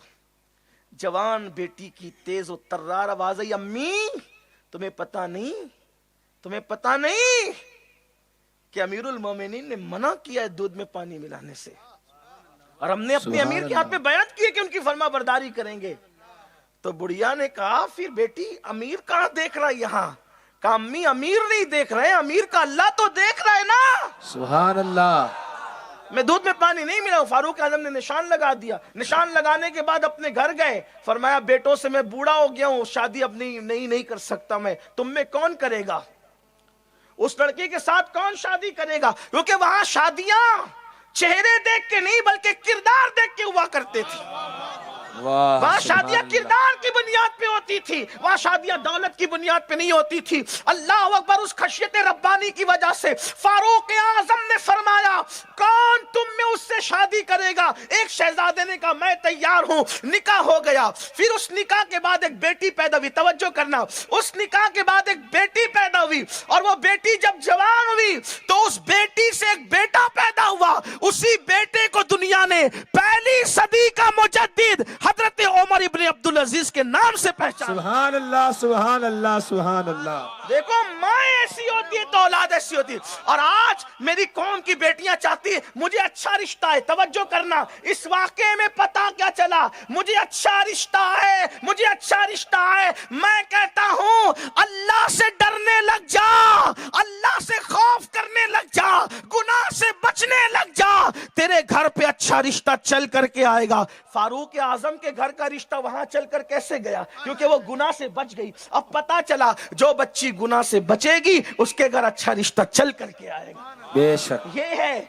तो मैं अर्ज कर रहा था, मिलावट से कब्र में अजाब होता है, नंबर 1। नंबर 2, चुगली करने से भी। चुगली का मतलब क्या? चुगली के इधर की बात उधर करना। पहले औरतों में आदत थी, अभी मर्दों में भी ज्यादा आदत हो गई। फिर कहता हूं, हंसने की बात नहीं, ये अजाब की बात है, हंसो मत इस पर। अल्लाह से डरो और टटोलो कि मैं करता हूं कि नहीं करता चुगली, इधर की उधर उधर। बल्कि अगर उलमा मेरी तायीद करें तो मैं सोचता हूं कि किसी की इजाजत के बगैर फोन रिकॉर्ड कर लेना और उसको लोगों को सुनाना, ये भी चुगली में आ सकता है। क्यों? चुगली का मतलब हुआ इसकी सुनी उधर लगाई, है ना? तो کال ریکارڈنگ میں کیا ہوتا ہے؟ اس سے سن لی، اس نے تو اعتبار کیا کہ اکیلے آپ سن رہے ہیں اور آپ جا جا کر کے سنا کے جھگڑا لگا رہے ہیں، یہ دیکھ تیرے خلاف بولا، یہ تیرے خلاف بولا. کتنے جھگڑے لگ رہے کال ریکارڈنگ سے. اگر کال ریکارڈنگ کرنا تو پہلے کہہ دے کہ میں ریکارڈ کر رہا ہوں. پوری بات کر لیتے ہیں، سارا اگلوا لیتے ہیں، پھر آخری میں کہتے ہیں کہ آپ کی ریکارڈنگ ہو رہی ہے. تو آدمی کرے کیا؟ لیکن لوگوں کو بھی چاہیے کہ پہلی بات ایسی بولو مت کہ اگر ریکارڈنگ پھیل جائے تو ہمیں تکلیف اور دشواری ہو. بھائی بولو تو تول کے بولو. دانشمند اور عقلمند آدمی کا دل آگے ہوتا ہے، زبان پیچھے ہوتی. جس کا دل آگے ہوگا اس کی زبان کبھی فتنہ نہیں پیدا کرے، اور جس کی آگے زبان ہوگی تو پھر ہو گیا کام. چگلی مت، چگل خور جنت میں داخل ہوں. یہاں پر امام غزالی کا ایک خوبصورت سا واقعہ یاد آیا. جب حضرت یوسف علیہ السلام کے بھائیوں نے ان کو کنویں میں ڈال دیا اور کہا ابا بھیڑیا کھا گیا. کیا کھا گیا؟ بھیڑیا. اور اس کے لیے وہ پکڑ بھی لائے بھیڑیا، جٹل مٹل کا بھیڑیا پکڑ کے بھی لائے وہ، اور لا کر کے کہا حضرت اسی نے کھایا، اسی نے. تو حضرت یعقوب علیہ السلام نے روتے ہوئے کہا او بھیڑیے، تجھے میرے یوسف پہ ترس نہیں آیا؟ تو نے اس کو کھا لیا، نبی کے بیٹے کو کھا لیا، یوسف صدیق کو کھا لیا. بھیڑیے نے کہا نبی جانوروں کی بھی زبان سمجھتے ہیں. بھیڑیے نے کہا حضرت میں کیسے کھا لوں گا؟ یوسف تو نبی ہے نا، نبی کو کا جسم کھانا حرام ہے. جانور نبی کا جسم نہیں کھا سکتے، نبی کا جسم کھانا میں کیسے کھا سکتا ہوں؟ وہ تو نبی ہے. کہا پھر میرا یوسف کہاں ہے؟ کہا جانتا ہوں میں کہاں ہے، بتاؤں گا نہیں کیونکہ چگلی ہوگی. اللہ اکبر، اللہ اکبر. میں جانتا ہوں، بتاؤں گا نہیں، چگلی ہوگی. حضرت امام غزالی لکھتے ہیں اپنی کتاب تفسیر سورہ یوسف میں، اللہ کو اس کی ادا اتنی پسند آئی کہ بھیڑیا ہو کر کے چگلی سے بچتا ہے. اللہ نے حضرت یعقوب سے فرمایا ہم اس کو جنت میں داخل کریں. سبحان اللہ. اگر بھیڑیا چگلی سے بچ جائے تو وہ جنت میں جاتا ہے. اے خیر امت تم کب چگلی سے بچو گے؟ اس دوست سے سنا، اس سے لگایا، اس سے سنا، اس سے لگایا. بہت بری عادت ہے یہ چگل خوری کی، اور اللہ نے جنت کے دروازے پہ لکھ رکھا ہے کہ چگل خور جنت میں نہیں جائیں گے. اگر چگلی بند ہو جائے، چگلی، امت کے 90% جھگڑے ختم ہو جائیں گے. ساس بہو کا جھگڑا، دیورانی نے جٹھانی کی لگائی، جٹھانی نے دیورانی کی لگائی، ننن نے بھاوج کی لگائی، بھاوج نے ننن کی. یہ جھگڑے ہیں چگلی کی وجہ سے. مت کرو چگلی. جنت میں داخلہ نصیب نہیں ہوگا، جنت کی خوشبو نصیب نہیں ہوگی، اور عذاب قبر جو ہوگا وہ تو ہوگا. اس کی تفصیل نہیں عرض کر سکتا کیونکہ ٹائم اب ختم ہوا میرے پاس. اب آگے سن لیں. عذاب قبر جو پیشاب کے چھینٹوں سے نہیں بچتا اس پر بھی عذاب قبر ہوتا. بڑی مشہور روایت آپ نے سنی ہوگی کہ اللہ کے رسول علیہ السلام ایک جگہ سے جا رہے تھے، 2 قبریں دیکھی تو کچھر بدکنے لگا. مفہوم پیش کر رہا ہوں. تو حضور علیہ السلام نے ایک ٹہنی توڑی درخت سے، 2 ٹکڑے کر کے رکھ دیے اور فرمایا کہ جب تک یہ تر رہیں گے عذاب میں کمی ہوتی رہے گی. اور ان دونوں قبروں پر جو عذاب ہو رہا تھا کسی بڑی وجہ سے نہیں ہو رہا تھا. دونوں قبروں پر، ایک پر اس لیے عذاب ہو رہا تھا کہ وہ چگل خور تھا، اور دوسرے پہ اس لیے عذاب ہو رہا تھا کہ وہ پیشاب کے چھینٹے سے نہیں بچتا تھا. اس لیے پیشاب کے چھینٹے سے بہت بچو، احتیاط. کھڑے ہو کے پیشاب نہ کیا کرو. پیشاب کے بعد استنجا کرو، پانی لو، ڈھیلا لو، بیٹھ کے کرو استنجا. پیشاب کے چھینٹے سے قبر میں عذاب ہوگا. آخری بات کر دوں، ہے تو داستان بڑی طویل. جس نے دنیا میں ماں باپ کا دل دکھایا اس پر بھی عذاب قبر ہوگا. ماں باپ کو جیسے جملے کہے ویسے اس پر عذاب اس اعتبار سے. ایک مرتبہ کچھ بزرگوں نے اپنی کتاب میں، امام سیوطی نے لکھا، حضرت فقی ابو اللیث نے لکھا کہ چند لوگوں کا قافلہ جا رہا تھا، کیا دیکھا کہ ایک جھوپڑا ہے، وہاں پر قبر ہے.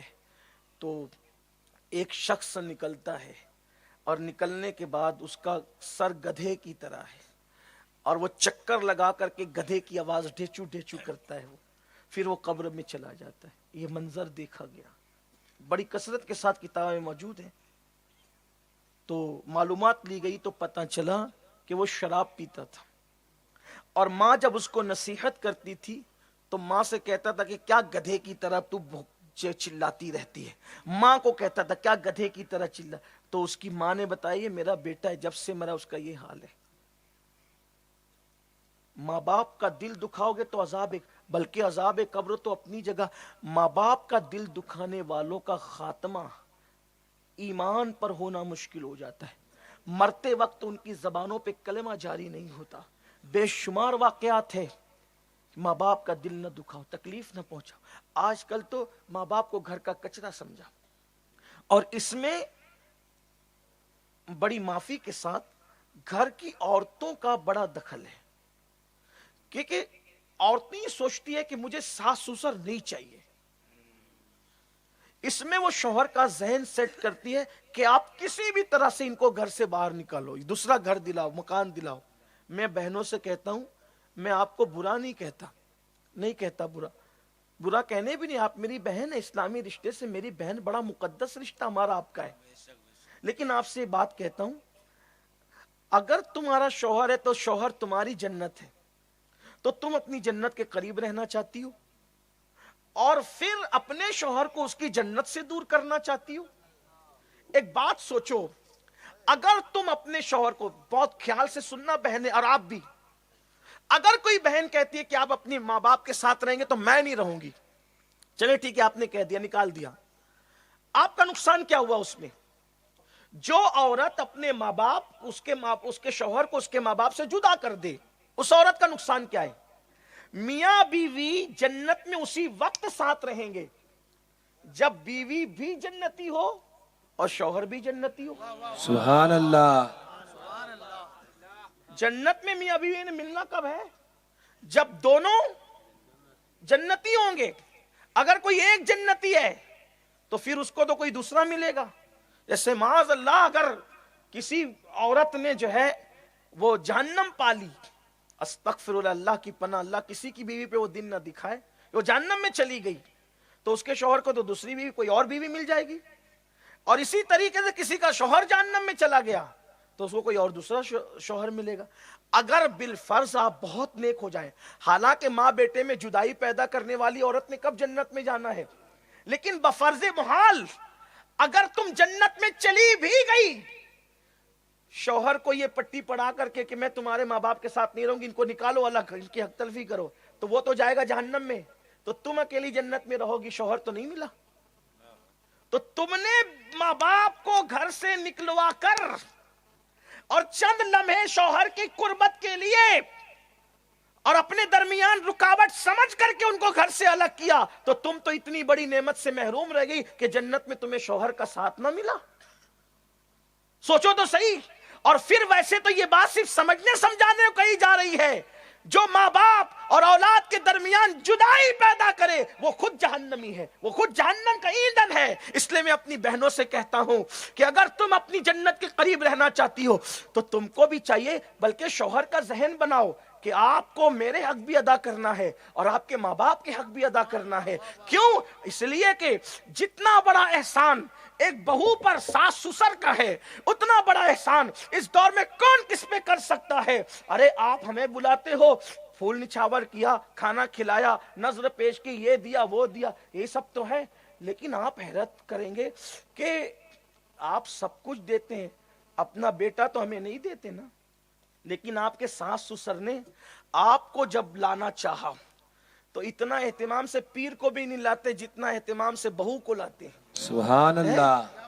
کئی دن پہلے سے انتظام ہو رہے ہیں، منڈپ لگے گا، کھانا ہوگا، یہ ہوگا وہ ہوگا، ہلدی ہوگی، مہندی ہوگی، پتہ نہیں کیا کیا کرتے. جو جائز وہ جائز، جو ناجائز وہ ناجائز. اب اس پہ کوئی تبصرہ نہیں کرتا، لیکن پھر بلایا کتنے اہتمام سے، دلہن جوڑا پہنا کر اتنی عزت سے بلایا، حتیٰ کہ اپنا گھر کا خاص کمرہ تمہیں دیا، جوان بیٹا کر کے تمہارے حوالے کیا، اور تم نے یہ دن دکھایا کہ جس نے اپنا خاص کمرہ دیا اسی کو گھر سے باہر کر دیا. اللہ کے رسول علیہ السلام فرماتے ہیں البر لا یبلا والذنب لا ینسا والدیان لا یموت اعمل ما شئت کما تدین تدان. اللہ کے رسول فرماتے ہیں نیکی کبھی پرانی نہیں ہو سکتی، گناہ کبھی بھلایا نہیں جا سکتا، اور بدلہ دینے والے، جزا دینے والے خدا کو کبھی موت نہیں آ سکتی. میرے آقا فرماتے ہیں تم جیسا کرو گے ویسا بھرو گے، तो जो चाहो तुम करो, जो करोगे वो भरोगे। याद रखना, आज बहू हो, कल सास बनोगी। अगर आज अपनी सास का तुमने बेइज्जती की, उनकी बेहुरमती की, उनको घर से निकाला, जैसा सुलूक सास बन करके, बहू बन करके तुमने अपने सास ससुर के साथ किया, तुम्हारी बहुएं भी उससे बदतरीन सुलूक तुम्हारे साथ करेगी। और सुन लो, बीबियों के कहने पे माँ बाप को छोड़ने वाले जवान, अच्छी तरह कान खोल के सुन ले, आज तू अपने माँ बाप के साथ जैसा सुलूक करेगा, तेरी आने वाली नस्लें उससे बदतरीन सुलूक तेरे साथ करेगी। और अगर तूने अपने माँ बाप की खिदमत की, इंशाअल्लाह इससे बेहतर खिदमत तेरी औलाद करेगी। अगर चाहता है अपनी दुनिया में जन्नत संवारना, तो अपने माँ बाप की खिदमत कर। आज ये इस सिलसिले में एक आखिरी बात अर्ज करके बात मुकम्मल कर दूं। आज माँ बाप की आंखों में आंसू है, आज माँ बाप मस्जिदों के जीने पे बैठकर भीख मांग रहे हैं, आज माँ बाप अल्लाह अकबर दर दर के भिखारी बने हैं। जब तक बच्चे होते हैं कहते हैं मेरी माँ मेरा बाप, मेरी माँ मेरा बाप, मेरी माँ मेरा बाप, और जब जवान हो जाते हैं और बारी आती है खर्चा करने की, तो एक भाई दूसरे कहता तेरा बाप नहीं है, तू नहीं खर्चा करता, तेरी माँ नहीं, तू नहीं खर्चा करता, तेरा बाप नहीं, तू नहीं खर्चा करता। बचपन में मेरा माँ मेरी बाप, मेरी माँ मेरा बाप था, और जवान हो गए तो तेरी माँ तेरा बाप, बाप बीमार पड़ा माँ, तो कहते यार मैं कितना खर्चा करूं। सोच अगर इसकी जगह तेरा बच्चा बीमार हो गया होता तो यही करता तू, तेरी बीवी बीमार हो गई यही करता तू। सुन लो, मस्जिद मदरसे पर भी खर्च करने पे वो अजर नहीं है जो माँ बाप पे खर्च करने में। हमारी दौलत के सबसे ज्यादा हकदार हमारे माँ बाप है। अपने माँ बाप की कद्र करो, वो तुम्हारी जन्नत भी है और वो तुम्हारी जहन्नम भी है। अगर उनको राजी कर लिया जन्नत है तुम्हारी, नाराज कर लिया जहन्नम है। जब तक माँ बाप खुश नहीं, अल्लाह भी राजी नहीं। अल्लाह की रजा माँ बाप की रजा में। कमाओ, उन पे खर्च करो, कमाओ, उन पे खर्च करो, जितना खर्च कर सकते हो करो, बल्कि उनकी खुशी के लिए अगर कोई नुकसान उठाना पड़े उठा लो, नहीं होगा कोई नुकसान। उनका दिल जीतने के लिए कोई नुकसान उठाना पड़े उठा लो, नहीं होगा कोई नुकसान, कोई नुकसान नहीं होगा। आइए, वो जो बात करने चला था एंड पे यही, कितना भी नुकसान उठाओगी उनके कहने पर कोई नुकसान नहीं हो, अल्लाह उसकी भरपाई कर देगा, उसका सिला देगा। हमारे बहुत करीब एक बुजुर्ग हैं, हजरत सैयदी मखदूम माहिमी रहमतुल्लाह अलैह, कुतुब कोकन कहते हैं उनको। उनकी जिंदगी में पढ़ रहा था तो मैंने उनकी जिंदगी में देखा कि आपको पढ़ने का बड़ा शौक था।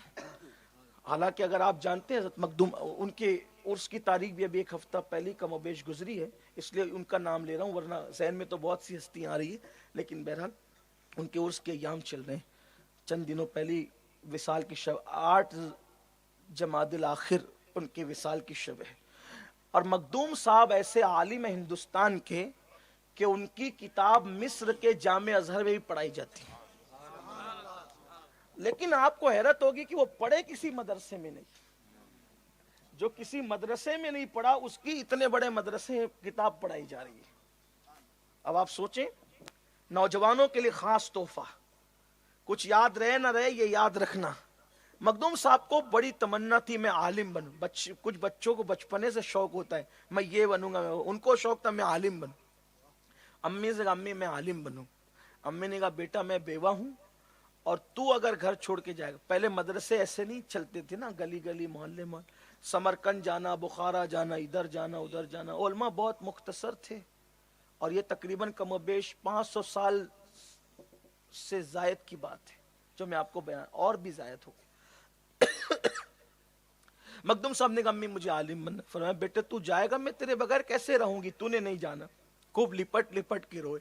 कहा माँ मैं ऐसे ही रह जाऊंगा? तो कहा हाँ बेटा मैं दुआ करूंगी इंशाअल्लाह ताला ऐसे नहीं रहेगा तू। दोस्तों ने कहा चलो मखदूम अली चलते हैं, बल्कि मखदूम भी उस वक्त नहीं कहा था, कहा चलो अली चलते हैं, अली चलते हैं। तो आपने फरमाया कि नहीं, मेरी अम्मी का कहना तोड़ के नहीं आऊंगा। तो कहा कि फिर पढ़ोगे नहीं? कहा अनपढ़ रह जाएंगे लेकिन माँ का दिल तोड़ कर नहीं जाएंगे। सुभान अल्लाह, सुभान। अनपढ़ रह जाएंगे, माँ का दिल तोड़ के नहीं जाएंगे। अब आपसे पूछता हूँ, यहाँ तो अगर कोई लड़की पसंद आ गई, आपका दिल टूटे या चकनाचूर हो जाए, हम तो करेंगे उसी के साथ। میں کہتا ہوں اگر ماں باپ کا حق کوئی جانے حق تو سوچے کہ آپ کے لیے میں جان بھی دے سکتا ہوں. چند محلے کی اور ادھر ادھر کی لڑکیوں کے پسند آنے پر اتنے ماں باپ کے ساتھ بغاوت. سنو، اگر ماں باپ خوش نہیں تو شہادت کے بعد بھی جنت نہیں ملنا. جب ماں باپ کی ناراضگی کی وجہ سے شہید ہو کر بھی جنت نہیں مل سکتی تو ماں باپ کو ناراض کر کے اپنی پسند کی لڑکیوں سے شادی کرنے والوں تمہیں کبھی خوشی نہیں مل سکتی. نہیں مل سکتی خوشی. جاؤ لکھ لو، اگر کرنا ہی ہے پہلے راضی کرو ماں باپ کو، ان کے پیر پکڑو. میں تو کہتا ہوں میری قوم مسلک اعلی حضرت کا نعرہ لگا رہی ہے برسوں سے، لیکن مسلک اعلی حضرت کو ہم نے کتنا سمجھا. فکر رضا دیکھو، امام احمد رضا لکھتے ہیں، کیا لکھتے ہیں؟ فرماتے ہیں کہ ماں باپ سے بات کرنے کے آداب میں سے ایک ادب یہ ہے کہ ایسے ہی بات مت شروع کر دیا کرو، جا کر کے پہلے ان سے اجازت لو. ماں باپ کی آداب ہیں اہل سنت میں. ہمارا ہی مسلک تو پورا کے پورا ادب ہے. الدین کلہ ادب. ہمارے یہاں جتنا ادب ہے ان کا اتنا ادب کا ہے.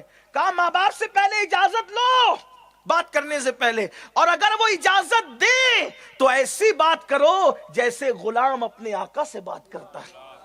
آج تم ماں باپ سے نوکروں کی طرح بات کرتے ہیں، نوکروں کی طرح انہیں ڈرا کے رکھتے ہیں. مجال ہے باپ بیٹے کے سامنے کوئی مشورہ دے دے، مجال ہے ماں بہو کے سامنے کوئی بات کر دے. یہ حالات ہیں. اور میرے آقا نے فرمایا قیامت کی نشانیوں میں سے ایک نشانی یہ ہے کہ اولاد ماں باپ کو غلام بنا کے رکھیں گے. حدیث پاک کا مفہوم ہے ماں باپ کو اولاد غلام بنا کے رکھیں گے. دوستوں سے تو محبت ہوگی، ماں باپ سے اتنا پیار نہیں ہوگا. کہاں ہے؟ تباہی کے سوا کچھ نہیں، بربادی کے سوا کچھ نہیں. اپنے ماں باپ کی قدر کرو. میرا دل اس پر بڑا جو ہے وہ پھیلتا ہے، اور میرے دل کا درد کہ میں چونکہ آپ کے سامنے رکھنا چاہتا ہوں. بڑی باتیں ذہن میں آتی ہے، لیکن خیال آتا ہے کہ کہیں طبیعت پہ بار نہ ہو، سردی تکلیف نہ پہنچائے، تو جلدی سے مخدوم صاحب کی بات پوری کروں. لیکن یہ میں نصیحت کے قابل نہیں، لیکن ایک نصیحت آپ کو کرتا ہوں. اگر دنیا اور آخرت کی کامیابی چاہتے ہو تو اپنے ماں باپ کے ساتھ وفا کرو، ان کو خوش کرو. ہاں اگر ماں باپ خلاف شریعت کوئی کام کہے اس وہ نہیں ماننا، لیکن اس میں بھی ان کو جھڑکنا نہیں، تڑکنا نہیں، زور سے نہیں چلانا. خیال کرنا کوئی خوشی نہیں ہے، کوئی خوشی ان کے دامن میں کوئی خوشی نہیں جن کے دامن میں ماں باپ کی دعا نہیں. پہلے ماں باپ کی دعا لو، یہ بڑی چیز ہے. مخدوم صاحب کو دوستوں نے کہا کہ نہیں چلو گے علی؟ کہا کہ ان پڑھ رہیں گے. ماں کا کہنا توڑ کے نہیں آئے. بس صبح ہوئی، دوستوں تو چلے گئے علم حاصل کرنے کے لیے جس کو جہاں جانا تھا. صبح ہوئی، سمندر کے کنارے دیکھا ایک بڑے خوبصورت سے شخص ہے. انہوں نے کہا علی ادھر آؤ. انہوں نے سلام کیا. آپ میرا نام جانتے بزرگ؟ میں نے کبھی آپ کو دیکھا نہیں. تو کہا میں خضر ہوں. میں خضر ہوں، اور تو نے ماں کی فرما برداری کر کے رک گیا. اللہ کو تیری ادا اتنی پسند آئی کہ اب اللہ کا حکم ہے کہ میں تجھے علم پڑھانے کے لیے آیا کروں گا. لیکن مجھ سے وعدہ کرو، توجہ، مجھ سے وعدہ کرو یہ بات کسی سے کہو گے نہیں. اگر کہہ دیا تو دوسرے دن سے میں نہیں آؤں گا. ٹھیک ہے. روز آتے پڑھتے، کوئی محدث سے پڑھ رہا ہے، کوئی شیخ الحدیث سے پڑھ رہا ہے، کوئی کسی سے، لیکن ماں کا فرما بردار خضر سے پڑھ رہا ہے.